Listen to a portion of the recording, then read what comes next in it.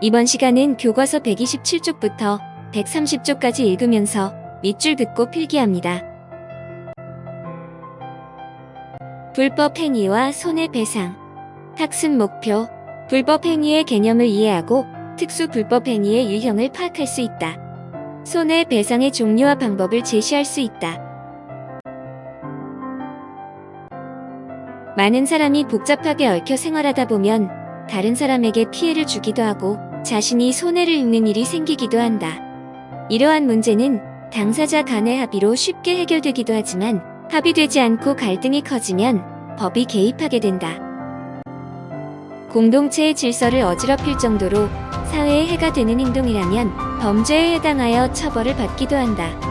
이와는 별도로 가해자에게 피해자의 손해를 금전 등의 방법으로 배상하도록 하는 민사적 차원의 개입도 이루어진다. 이처럼 타인에게 고의나 과실로 위법하게 손해를 끼치는 행위를 불법 행위라고 하며 불법 행위의 가해자는 피해자에게 가해 행위로 인해 발생한 손해를 배상해야 할 책임이 있다. 이때 손해배상의 범위에는 재산상 손해뿐만 아니라 신체적 정신적 피해를 모두 포함한다. 과실에 의해 손해가 발생한 때에도 배상해야 할까요?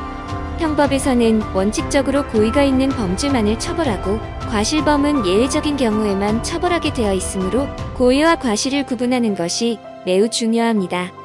하지만 민법에서는 고의와 과실 모두 불법 행위를 구성할 수 있으므로 과실이라 할지라도 손해배상 책임이 발생할 수 있습니다. 정신적 피해 배상의 범위. 위법한 행위로 발생한 정신적 고통에 대한 손해배상금을 위자료라고 한다.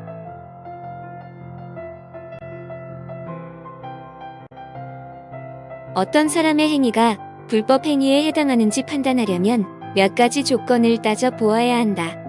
먼저, 가해자의 행위에 고의나 과실이 있어야 한다. 원칙적으로 자신이 저지른 잘못에 대하여 책임을 묻기 위해서이다. 두 번째로, 가해자에게 책임 능력이 있어야 한다.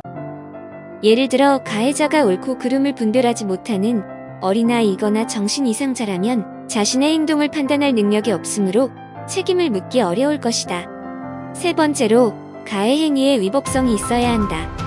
만약 가해자의 행위 때문에 법으로 보장되는 타인의 이익을 침해하였다면 위법성이 있다고 볼 수 있다. 마지막으로 가해 행위 때문에 손해가 발생해야 하고 가해 행위와 손해 사이에 인과관계가 존재해야 한다.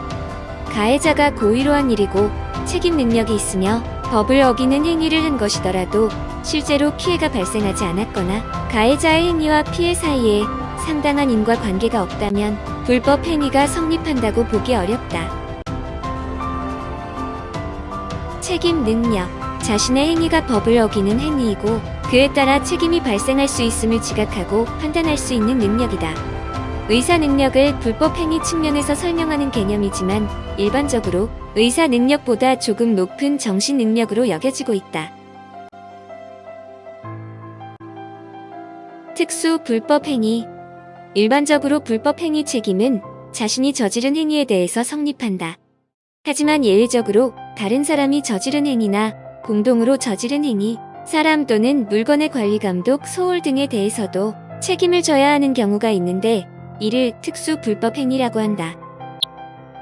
우리나라 민법에서 규정하고 있는 특수 불법 행위로는 책임 무능력자의 감독자 책임, 사용자의 배상 책임, 공작물의 점유자 소유자의 배상 책임, 동물 점유자의 배상 책임, 공동 불법 행위 책임 등이 있다.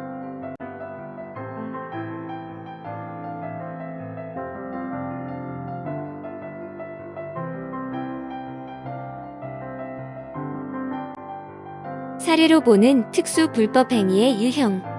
책임 무능력자의 감독자 책임. 초등학생인 가해자는 책임 무능력자로서 불법 행위가 성립하지 않으므로 손해배상 책임이 없다. 이런 경우 초등학생을 감독할 법적 책임이 있는 부모가 책임 무능력자의 감독자로서 특수 불법 행위 책임을 져야 한다. 사용자의 배상 책임. 피자 배달 청량은 책임 능력이 있으므로 불법 행위가 성립한다. 따라서 일반 불법 행위에 해당하여 손해배상 책임이 있다. 그러나 피자 가게 주인도 사용자로서 특수 불법행위 책임이 있으므로 청년에게 또는 피자 가게 주인에게 손해배상을 청구하면 된다. 공작물의 점유자 소유자의 배상 책임. 사례에서 옆집 나무는 공작물에 해당한다.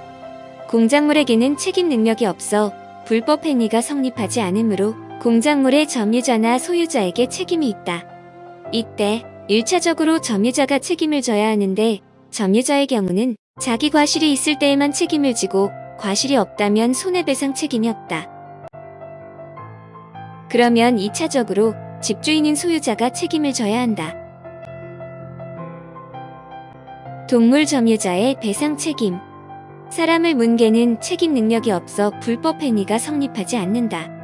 이 경우 개 주인인 소유자가 아니라 당시에 개를 데리고 있던 점유자에게 개를 관리할 책임이 있으므로 사례에서는 개를 산책시켜 주던 사람이 손해배상 책임을 져야 한다. 공동 불법 행위 책임. 집단 폭행을 한 같은 반 친구들에게는 모두 책임 능력이 있으므로 불법 행위가 성립한다. 그러나 일반 불법 행위가 아닌 특수 불법 행위에 해당하는데 그 이유는 한 명 한 명이 폭행에 가담한 정도만큼만 책임을 지는 것이 아니라 직접 때리지 않고 막만 받더라도 전체 손해에 대해 공동으로 책임을 져야 하기 때문이다. 손해배상의 종류와 방법. 어떤 사람이 다른 사람에게 손해를 입히는 경우는 여러 가지가 있을 수 있다. 대표적인 것으로 앞서 살펴본 불법행위, 즉 고의 과실로 인한 위법행위로 타인에게 손해를 끼치는 행위와 다른 사람과 맺은 계약이나 약속 등을 제대로 이행하지 않아 결과적으로 손해를 입히는 채무 불이행 등을 들 수 있다. 어떤 사람이 집을 짓기 위해 벽돌을 주문하였는데 벽돌업자가 제때 가져다 주지 않아 집주인이 손해를 보게 되었다면 벽돌업자의 배송 지연 행위를 채무 불이행이라 할 수 있다. 우리나라 민법은 원인이 무엇이든 다른 사람에게 손해를 입힌 사람은 그 손해에 대해 금전으로 배상할 것을 원칙으로 하고 있다. 이때 손해배상을 받고자 하는 사람은 소송을 통해 배상 청구를 하기 전에 다음 사항들을 따져 보아야 한다. 먼저 분쟁의 성격이 사회적 질서와 관련된 형사적 문제인지 개인 간의 권리 주장인 민사적 문제인지 확인해야 한다. 그리고 권리 침해가 불법 행위에 해당하는지도 확인해 보아야 한다. 다음으로 자신의 권리가 법적인 보호가 필요할 만큼 심각하게 침해당하였는지 돌아보고 소송보다 시간과 비용을 적게 들이면서 원만하게 해결할 수 있는 대안적 분쟁 해결 방법은 없는지 찾아본다. 대안적 분쟁 해결 방법에는 무엇이 있나요? 대안적 분쟁 해결 방법에는 협상, 조정, 중재가 있습니다. 협상은 분쟁 당사자들이 대화를 통해 자율적으로 해결책을 모색하는 방식이고, 조정은 분쟁과 관련이 없는 제3자가 개입하여 당사자 간의 대화와 타협을 주선함으로써 분쟁의 해결에 이르도록 하는 것이며, 중재는 분쟁 당사자의 합의에 따라 분쟁에 관한 판단을 법원이 아닌 제3자에 맡겨 그 판단에 복종함으로써 분쟁을 해결하는 방법입니다. 명예회복, 금전배상만으로 충분할까? 헌법재판소는 명예훼손에 대한 손해배상은 하되 사죄 광고를 하는 것은 양심의 자유를 침해한다고 보았다. 하지만 명예훼손으로 고통을 당한 피해자들은 금전적인 보상만으로는 자신이 당한 모욕감과 아픔이 회복되지 않는다고 반론을 제기한다.